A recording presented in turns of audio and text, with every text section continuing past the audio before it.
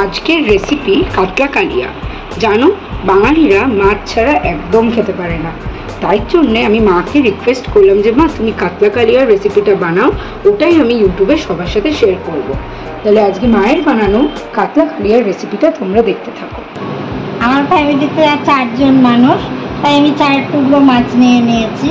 সেই মাছটা বাজার থেকে আনার পরে ধুয়ে নিয়ে আমি তাকে নুন এবং হলুদ দিয়ে মেখে রেখে দিয়েছিলাম। এবারে আমি গ্যাসে সরষের তেল দিয়েছি।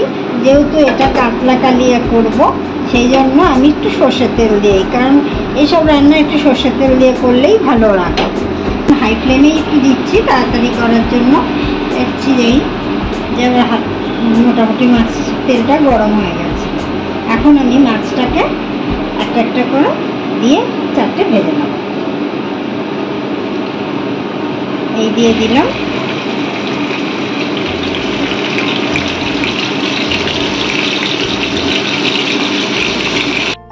এবারে মাছগুলো উল্টে দিচ্ছি। যেহেতু এটা কালিয়া করছি, একটু ডিপ ফ্রাই করবো, তাই জন্য একটু বেশিক্ষণ রেখে জিনিসটাকে আর একটু মিডিয়াম ফ্লেমে উল্টে দিলাম ডিপ ফ্রাই করার জন্য অপেক্ষা। এবার তুলে নিচ্ছি। মাছগুলো ভাজা হয়ে গেছে, দেখতে পাচ্ছেন। এবারে একটা একটা করে তুলে নিলাম। তাহলে ডিপ ফ্রাই হয়ে গেছে, তুলে সাইডে রাখলাম। একটা জায়গায় কিছু টমেটো, কিছু পেঁয়াজ কুচি আর কিছু ধনেপাতা রেখেছি। আর এখানে মিক্সিতে কিছু পেঁয়াজ, আদা, রসুন আর একটু টমেটো ব্লেন্ডারে ব্লেন্ড করে নিয়েছি। হ্যাঁ, এর মধ্যে একটুখানি সাদা জিরে ফোড়ন দিলাম, একটু দারচিনি, একটু ফাটিয়ে নেওয়া এলাচ, আর ওই তেলের মধ্যে যেগুলো দিয়েছিলাম ওগুলো মোটামুটি একটা তেলে মিশে গিয়ে একটা সুন্দর স্মেল বেরিয়েছে। তখন আমি এর মধ্যে কিছু কুচনো পেঁয়াজ ছিল, কুচনো পেঁয়াজটা দিয়ে দিলাম। কুচনো পেঁয়াজটা একটু লাল হয়ে গেলে আমি এর মধ্যে যদি একটু নুন দিয়ে দিই, তাড়াতাড়ি আমার পেঁয়াজটা মিশে যাবে।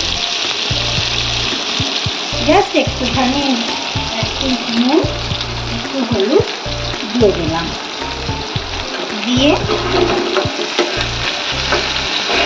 আমি জিনিসটাকে একটু নেড়ে নিলাম।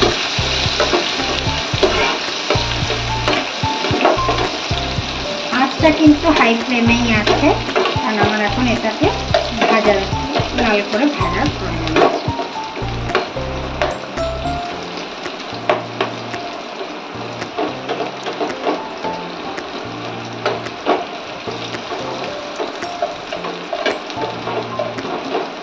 এবার আমি এর মধ্যে টমেটো কুচি দিয়ে দিলাম।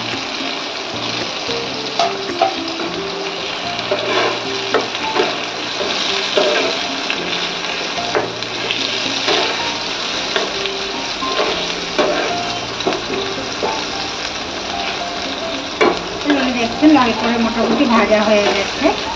টমেটোটা যেহেতু আমি একটু গোটা থাকবে এরকমের জন্য, যার জন্য আমি বেশি ওটার গায়ে হাত দিলাম না এবং বেশি ঘাটলাম না, কারণ আমার ফ্যামিলিতে আবার একটু টমেটোটা মুখে পড়বো এটাই পছন্দ করে সবাই। সেটা আপনাদের ইচ্ছা, প্রয়োজনে আপনারা সেটা ম্যাশ করেও দিতে পারেন। এবারে আমি যে ব্লেন্ডারে যে মশলাগুলো করেছিলাম, পেঁয়াজ, আদা, রসুন, টমেটো, এই মিক্সটা আমি দিয়ে দিলাম।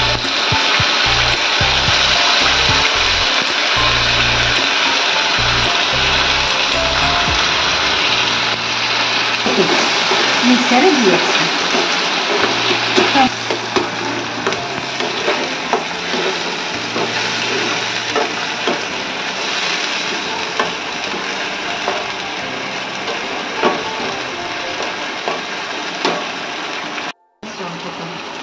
এর মধ্যে সামান্য চিনি একটু দিলাম, জাস্ট টেস্টের জন্য।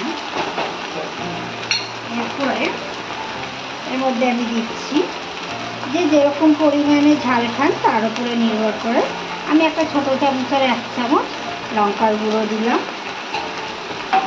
তারপর এই দেখছেন এরকম একটু উঁচু করে ছোটো চামচে 2 চামচ জিরে দিয়ে দেবেন। যেহেতু এখানে আদা রসুনের পেস্ট করেছে, জিনিসটা এমনি অনেক গ্রেভি হবে, সেই জন্য আমি ওটা দিলাম। অল্প 1/2 চামচ হলুদ দিলাম আর সামান্য নুন দিচ্ছি, দিয়ে সামান্য এই গ্রাইন্ডার ধোয়া জলটা আমি দিয়ে দিচ্ছি।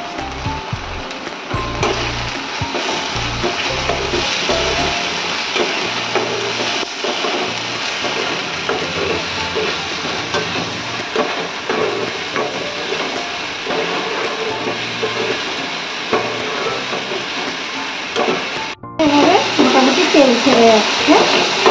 এবারে আমি ফাইনালি যেটুকখানি আমার প্রয়োজন, যেহেতু এটা বেশি গ্রেভি করবো না, অল্প সামান্য গ্রেভি করবো, যার জন্য আমি এবারে ফাইনালি জলটা দিয়ে দিলাম। জলটা দেওয়ার পরে একটু যেই ফুটকে আমি মাছগুলো দিয়ে দেবো। দেখছেন ঝোলটা ফুটে গেছে, মোটামুটি ভালোভাবেই ফুটে গেছে। এবারে আমি একটা একটা করে মাছ এর মধ্যে ছেড়ে দিলাম, দিয়ে মাছগুলোকে একটু সঙ্গে সঙ্গে উল্টে দিলাম, যাতে দুটো দিকে মাছটা মশলা ঢুকে যায়। যেহেতু এতে ঝোল কম, মাছটা ডুবে যাচ্ছে না, সেই জন্য সঙ্গে সঙ্গে আমি এটা উল্টে দিলাম।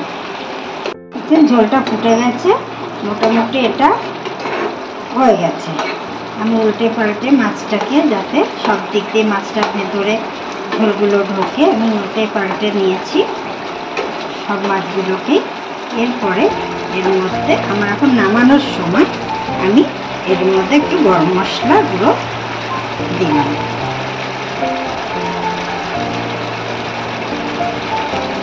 এবারে একটু ফ্লেমটা কমিয়ে, যেহেতু গরম মশলা দেওয়া হয়ে গেছে, এবারে একটু এর উপরে উপর থেকে একটু ফ্রেশ ক্রিম দিয়ে, ফ্রেশ ক্রিমটা দিয়ে একটুখানি মিক্স করলাম।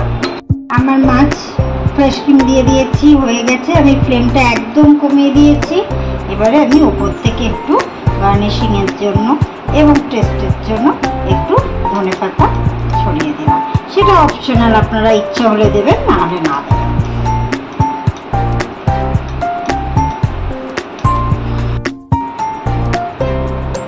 এভাবে রান্নাটা কমপ্লিট করবেন, আর এরকম ঘরোয়া পদ্ধতিতে রান্নাটা করে দেখবেন, খেতে কত ভালো লাগবে। আর আপনারা সবাই যদি সাবস্ক্রাইব করেন, লাইক করেন, তাহলে আমি বুঝবো যে আমার রান্নাটা ভালো হয়েছে, কি হয়েছে না হয়েছে আপনারা কমেন্টেও জানাতে পারেন। নমস্কার।